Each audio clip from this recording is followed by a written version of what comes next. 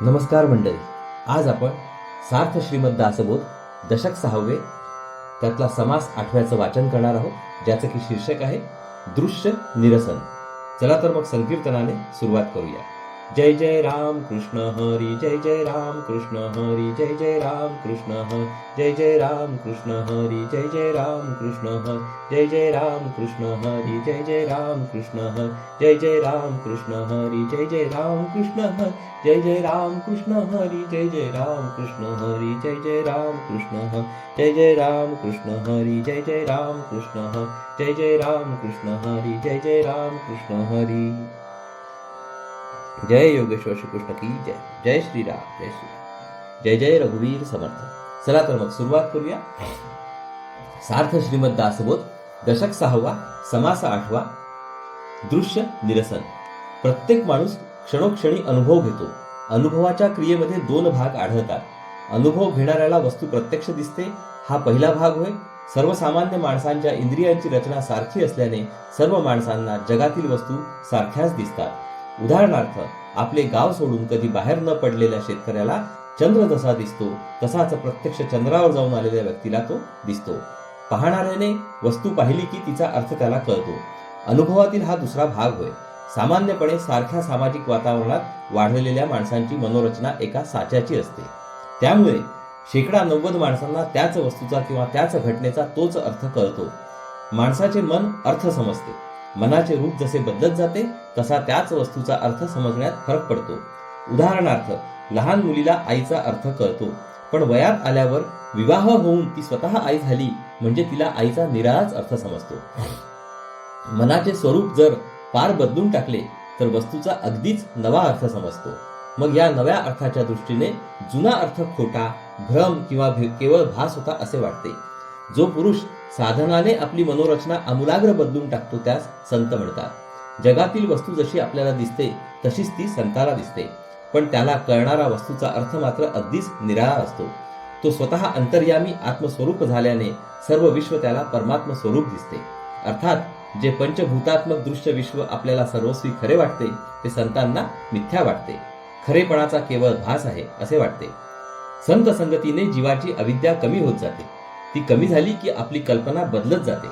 कल्पना बदलली की सध्या दिसणारे जगाचे स्वरूप बदलते आणि मग ते जसे खरे आहे तसे अनुभवास येते. चला तर मग आता ओवी वाचनाला सुरुवात करूया. दशक 6 समास 8 दृश्य निरूपण. श्रीराम. जय जय रघुवीर समर्थ.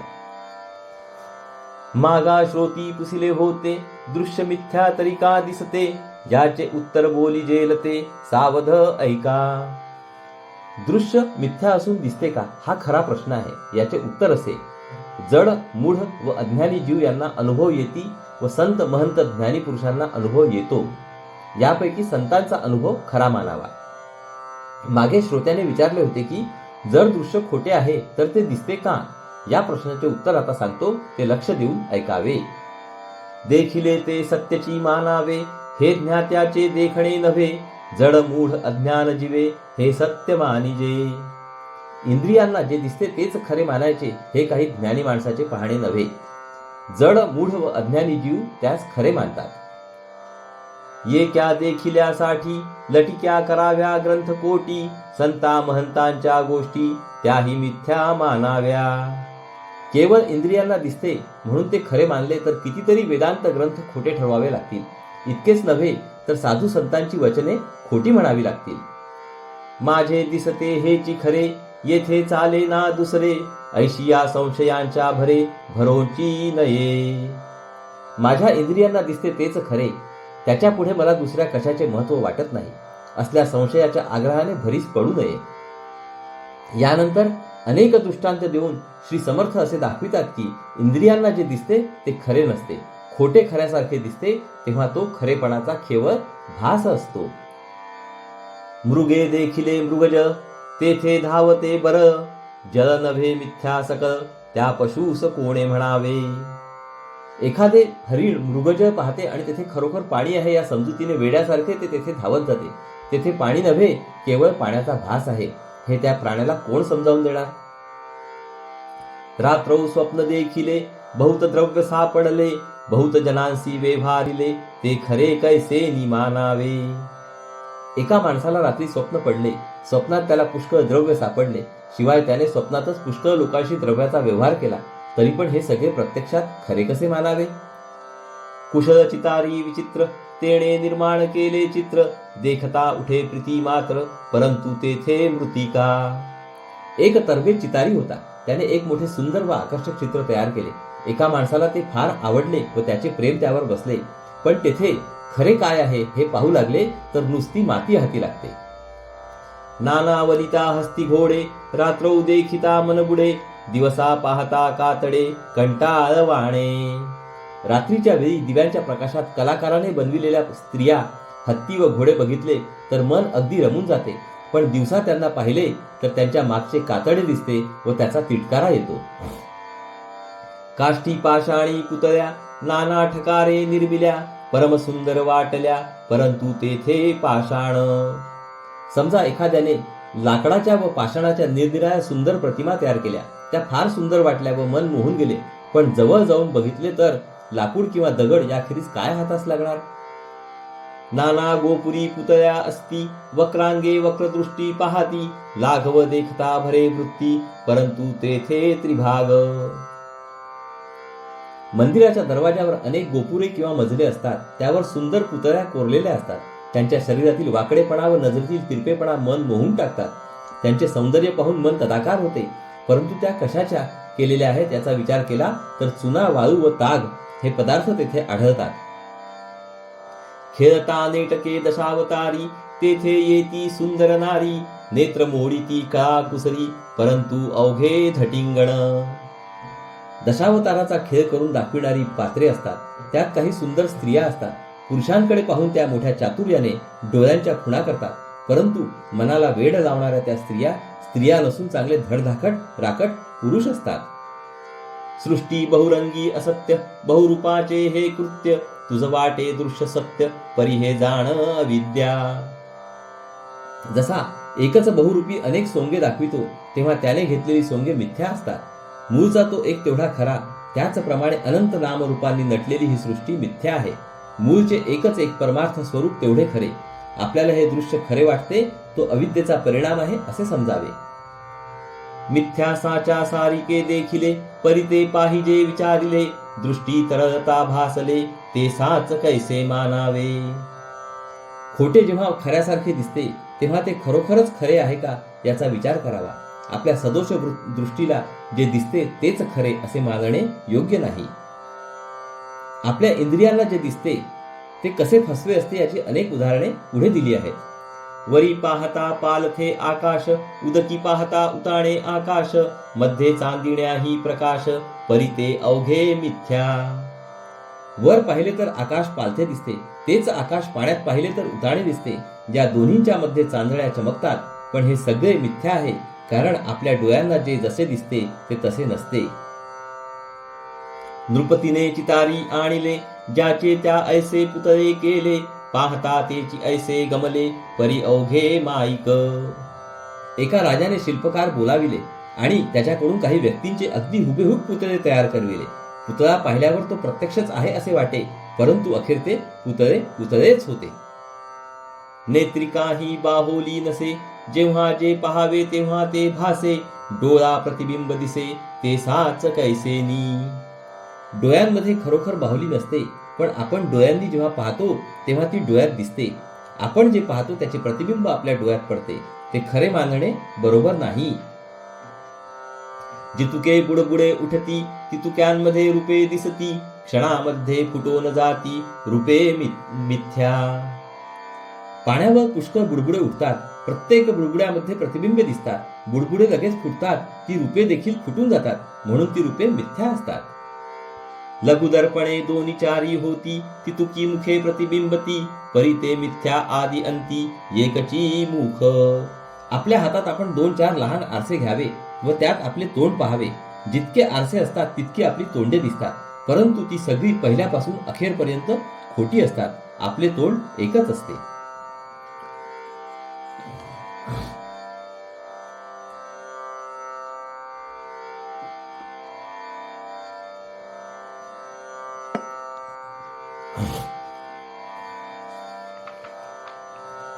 नदी तीरे भार जाता दुसरा भार दिसे पालथा कापड सादाचा अवचिता गजर उठे.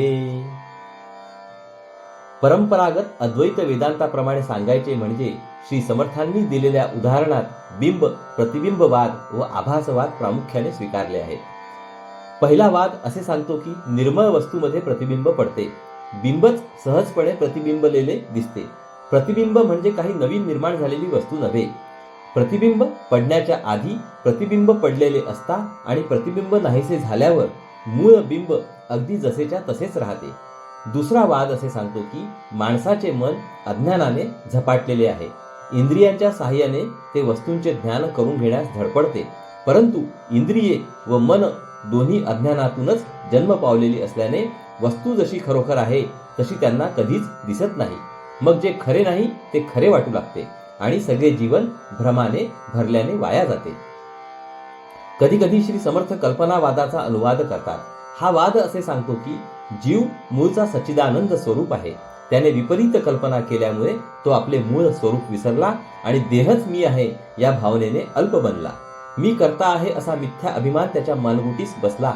सत्संगतीमध्ये श्रवण व मनन झाले म्हणजे जीवाची कल्पना बदलते. त्याचा कर्तेपणाचा अभिमान क्षीण होतो आणि देहबुद्धी नाहीशी होते. अद्वैत समजावून देणे हा श्री समर्थांचा हेतू असल्याने तो साध्य होण्यास या युक्त्या उपयोगी पडतात. नदी तीरे भार जाता दुसरा भार तिसे पालथा कापड सादाचा अवचिता गजर उठे. नदी तीरावरून होडी ओझे घेऊन चालली तर तिचे प्रतिबिंब पालथे दिसते किंवा आपल्या आवाजाचा तितकाच मोठा प्रतिध्वनी येतो. वापी सरोवराचे तीर तेथे पशुपक्षी नरवानर नाना पात्रे वृक्ष विस्तार दिसे दोही हवा. विहिरीच्या व तळ्याच्या काठी पशुपक्षी माणसे वानरे इतर वस्तू आणि मोठमोठी झाडे असतात. पाण्यात त्याचे प्रतिबिंब पडते व ते पाण्यात व पाण्याबाहेर दोन्हीकडे दिसतात. त्यांचे प्रतिबिंब खरे नसते. एक शस्त्र झाडू जाता दोन्ही दिसती तत्वता नाना तंतू टणत्कारिता द्विधा भासती. एखादे शस्त्र वेगाने हलवले तर दोन शस्त्रे दिसतात. एखादा दोरा ताणून वाजविल्यास तो दोनपणाने भासतो. काते दर्पणाचे मंदिरी बैसली सभा दिसे दुसरी बहुत दीपांची ये हारी बहुत छाया दिसती. समजा आरसे महालामध्ये एक सभा भरली तर तेथे आरशामध्ये आणखी सभा भरलेल्या दिसतात. त्याचप्रमाणे पुष्कळ दिव्यांची रांग पेटविली तर एकाच वस्तूच्या अनेक छाया दिसतात. ऐसे हे बहुविध असे साचा सारी खेची दिसे परी हे सत्य म्हणोनी कैसे विश्वासावे. अशा रीतीने हे अनेक प्रकार खरे नसून खऱ्याप्रमाणे वाटतात. ते खरे नसताना खरे आहेत असे समजून त्यांच्यावर विश्वास कसा ठेवता येईल.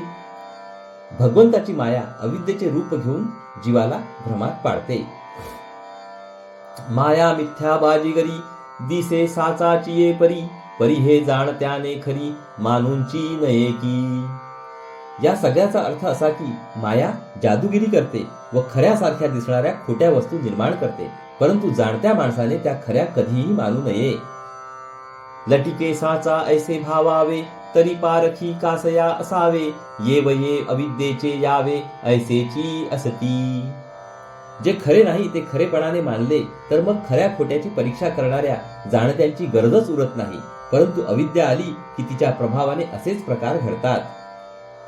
मनुष्यांची बाजीगरी बहुत जनास वाटे खरी सेवट पाहता निर्धारी मिथ्या होये. एखादा जादूगर जेव्हा जादूचे खेळ करतो तेव्हा त्याने निर्माण केलेल्या पुष्कळ वस्तू खऱ्या वाटतात, परंतु खेळ संपल्यावर पाहिले तर त्या सगळ्या खोट्या होत्या असे निश्चयाने कळते. तैसीच माव राक्षसांची देवासही वाटे साची पंचवटिकेसी मृगाची पाठी घेतली रामे. राक्षस सुद्धा अशीच माया असतात आणि ती देवांना देखील खरी वाटते. पंचवटीमध्ये असताना श्रीरामाने भुलून खोट्या हरणाचा पाठलाग केला. पूर्व काया पालटिती एकाचेची बहुत होती रक्तबिंदीच जन्मती रजनीचर. राक्षस मायेने आपले शरीर बदलतात, एक असून पुष्कळ होतात आणि युद्धामध्ये रक्ताच्या थेंबातून नवीन राक्षस जन्म घेतात. नाना पदार्थ फळेंची झाले द्वारकेमध्ये प्रवेशले कृष्णे दैत्य किती वधिले कपट रूपी. अनेक वस्तू व फळे यांची रूपे घेऊन राक्षस द्वारकेत शिरले. अशा कपटी राक्षसांना श्रीकृष्णांनी ठार मारले. कैसे कपट रावणाचे सिर केले मावेचे, काळ नेमीच्या आश्रमाचे अपूर्व कैसे. रावणाचे कपट कसे ते बघा ना. त्याने श्रीरामाचे खोटे शिर केले आणि सीतेला दाखविले. त्याप्रमाणे काळ नेमीने मायेने निर्माण केलेला आश्रम किती विलक्षण व अपूर्व होता. द्रोणागिरी नेत्यांना मारुतीला फसवून उशीर करण्यासाठी काळ नेमीने ऋषीचे सोंग घेतले आणि एक सुंदर आश्रम निर्माण करून आपण तेथे खोटा ध्यानस्थ बसला. प्रथम मारुती फसला, पण नंतर ते कपट ओळखून त्याने काळ नेमीस ठार मारले. नाना दैत्य कपटमती जे देवांसही नाटोपती, मग निर्माण होऊन शक्ती संहार केला. कपटबुद्धी असलेले पुष्कळ दैत्य देवांनाही आवरत नसत. मग भगवंताच्या शक्तीने अवतार घेतला व त्याचा संहार केला. ऐसी राक्षसांची माव जाणून सकती देव, कपट विद्येचे लाघव अघटित ज्यांचे. अशी ही राक्षसांची माया देवांना देखील आकलन होत नसे. राक्षसांच्या कपट विद्येचे प्रावीण्य कल्पनेच्या पलीकडचे होते. मनुष्यांची बाजीगरी राक्षसांची गोडंबरी, भगवंताची नानापरी विचित्र माया. मनुष्य जे कृत्रिम निर्माण करतो त्यास बाजीगिरी किंवा जादूगिरी म्हणतात. राक्षस जे कृत्रिम निर्माण करतात त्यास वोडंबरी किंवा इंद्रजाल म्हणतात. तर भगवंतापासून जे कृत्रिम निर्माण होते त्यास माया म्हणतात. ही माया मोठी विचित्र आहे, तशीच ती अनेक प्रकार निर्माण करते. हे साच्या सारिखीच दिसे, विचारिताच नसे, मिथ्याची आभासे निरंतर पाहता. भगवंताची माया अगदी खऱ्याप्रमाणे दिसते, पण तिच्यावर विचार केला की ती नाहीशी होते. सारखी नजरेस पडल्याने ती खोटी असून सुद्धा खऱ्याप्रमाणे भासते. साच म्हणावी तरी हे नासे, मिथ्या म्हणावी तरी हे दिसे, दोही पदार्थी अविश्वासे सांगता मन. माया खरी मानावी म्हटले तर ती प्रत्यक्ष नाश पावते. माया खोटी मानावी म्हटले तर ती प्रत्यक्ष दिसते. म्हणून माया खरी आहे असे सांगितले तर मन विश्वास ठेवीत नाही. तसेच माया खोटी आहे असे सांगितले तरीही मन विश्वास ठेवीत नाही. परंतु हे नव्हे साचार, मायेचा मिथ्या विचार, दिसते हे स्वप्नाकार जाण बाप्पा. परंतु हे काही खरे नव्हे. मायेचा विचार म्हणजे खोट्याचा विचार आहे. हे सगळे दृश्य केवळ स्वप्नासारखे आहे हे समजून राहा. माणसाच्या विचारामध्ये ही जी गुंतागुंत निर्माण होते याचे कारण अविद्या होय. अविद्येतून मी देहच आहे ही देहबुद्धी जन्म पावते. देहबुद्धीमुळे दृश्य खरे वाटते व त्यामुळे ब्रह्मापर्यंत पोहोचता येत नाही. तथापि असो तुझला भासची सत्य वाटला, तरी येथे चुका पडिला ऐक बापा. हा दृश्याचा पसारा काही खरा नाही, तो भास आहे असे आतापर्यंत अनेक प्रकारे समजून सांगितले, तरी पण तुला तो भासच खरा वाटतो. हा भ्रम तुला का होतो त्याचे कारण सांगतो, ते ऐकावे. दृश्यभास अविद्यात्मक, तुझाही देहो तदात्मक, म्हणून हा अविवेक तेथे संचारला. दृश्याचा पसारा अविद्येने भरलेला आहे. आपला देह अविद्येतच जन्म पावतो. आत बाहेर तो अविद्येने भरलेला आहे. या कारणाने मिथ्या असणारे दृश्य सत्यच आहे असा अविवेक किंवा चुकीचा विचार आपल्या अंतर्यामी संचरतो. दृष्टीने दृश्य देखिले, मन भासावरी बैसले, तरी ते लिंग देह झाले अविद्यात्मक. आपण डोळ्यांनी बाहेरची वस्तू पाहतो, त्या वस्तूवर आपले मन जाते व तिचे रूप घेते. आपल्या सूक्ष्म देहामध्ये वस्तूची प्रतिमा तयार होते. अविद्येने निर्माण केलेल्या दृश्याला धारण करणारा सूक्ष्म देह सुद्धा या कारणास्तव अविद्यामयच असतो. अविद्येने अविद्या देखिली, म्हणून गोष्टी विश्वासली, तुझी काया अवघी संचली अविद्येची. पाहणारा द्रष्टा अविद्यामय व पाहिलेले दृश्य देखील अविद्यामय असते. अविद्यामय द्रष्टा अविद्यामय दृश्य पाहतो, म्हणून द्रष्ट्याच्या दृश्याच्या खरेपणावर विश्वास बसतो. आपला देह आत बाहेर संपूर्णपणे अविद्येने व्यापलेला आहे. तेची काया मी आपण, हे देह बुद्धीचे लक्षण, येणे करिता झाले प्रमाण, दृश्य आघवे. दृश्य आवघे, तो देहच मी आहे असे ठामपणे समजणे हे देहबुद्धीचे लक्षण होय. अर्थात अविद्यामय देह मीच आहे या दृढ भावनेने दृश्य पसारा बघितला म्हणजे तो सर्वस्वी खरा वाटतो हे बरोबरच आहे. इकडे सत्य मानिला देहो, तिकडे दृश्य सत्य हा निर्वाहो, दोहींमध्ये महासंदेहो पैसावला बळे. द्रष्ट्याच्या बाजूने देह खरा मानला व दृश्याच्या बाजूने दिसणारे पदार्थ खरे मानले, या कारणाने द्रष्टा व दृश्य याच्यामध्ये वेगळेपणा निर्माण होतो आणि मग दृश्याबद्दल द्रष्ट्याच्या मनात मोठा संशय जबरदस्तीने पसरतो. देहबुद्धी केली बळकट आणि ब्रह्म पाहो गेला धीट, तो दृश्याने रुधिली वाट परब्रह्माची.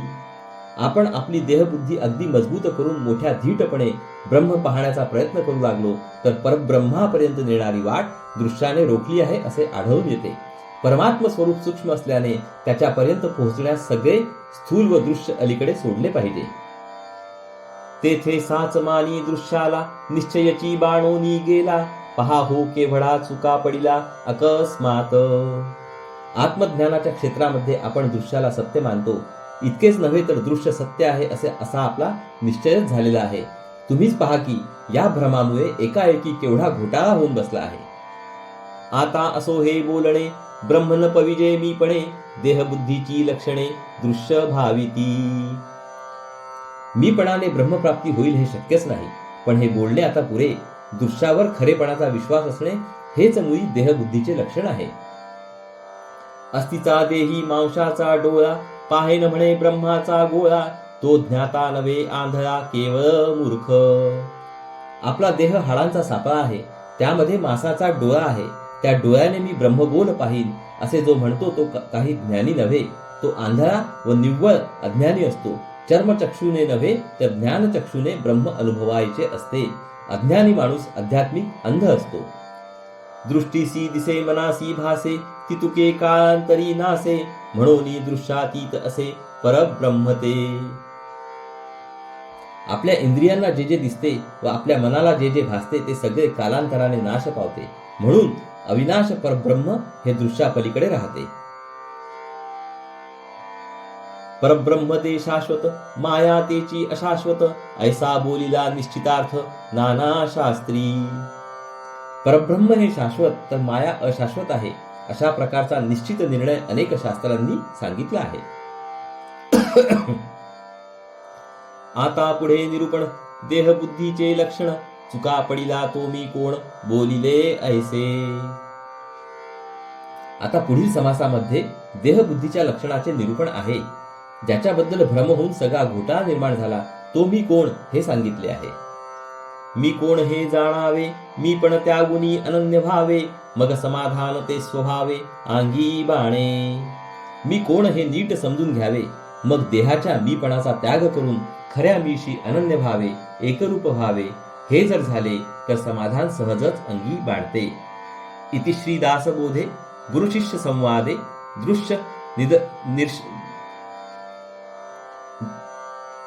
दृश्य निर्शन नाम समास 8. ह्या प्रकारे येथे आपला 6व्या दशकातला 8व्या समासाचं वाचन संपूर्ण झालेलं आहे. हरिओम तत्सत, हरिओम तत्सत, हरिओम तत्सत. हरे कृष्ण कृष्ण कृष्ण हरे हरे, हरे राम राम राम हरे हरे, हरे कृष्ण कृष्ण कृष्ण हरे हरे, हरे राम राम राम हरे हरे, हरे कृष्ण कृष्ण कृष्ण हरे हरे, हरे राम राम राम हरे हरे, हरे कृष्ण कृष्ण कृष्ण हरे हरे, हरे राम राम राम हरे, हरे कृष्ण कृष्ण कृष्ण हरे हरे, हरे राम राम राम हरे हरे, हरे कृष्ण कृष्ण कृष्ण हरे हरे, हरे राम राम राम हरे हरे, हरे कृष्ण कृष्ण कृष्ण हरे हरे, हरे राम राम राम हरे हरे, हरे कृष्ण कृष्ण कृष्ण हरे हरे, हरे राम राम राम हरे हरे. जय योगेश्वर श्री कृष्ण की जय हो. जय श्रीराम जय श्रीराम जय श्रीराम. जय जय रघुवीर समर्थ. चला तर मंडळी पुढील भागात परत भेटू.